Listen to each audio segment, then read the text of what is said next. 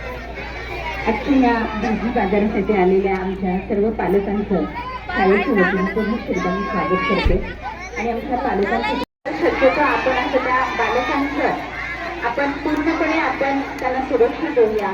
काही पालकांनी सर्व पालकांचं शाळेच्या वतीनं हार्दिक स्वागत.